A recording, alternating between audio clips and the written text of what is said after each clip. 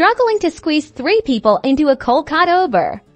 Not anymore. Let's get you riding comfortably. First things first, open your Uber app. You should see a map with your current location. Tap on the Where To box at the top to enter your destination.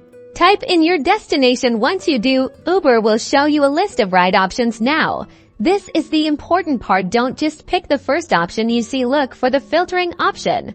You'll see options like Uber Go, Uber Auto, or even Uber Intercity to find a car that comfortably fits 3 people.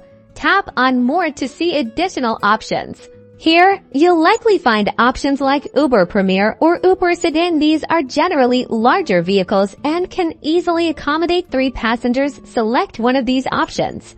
Now, double-check the price and confirm your pickup location. Once you're happy with everything, tap Confirm. Uber Premier Sedan. Keep in mind that during peak hours, finding larger cars may take a little longer. Be patient and plan accordingly.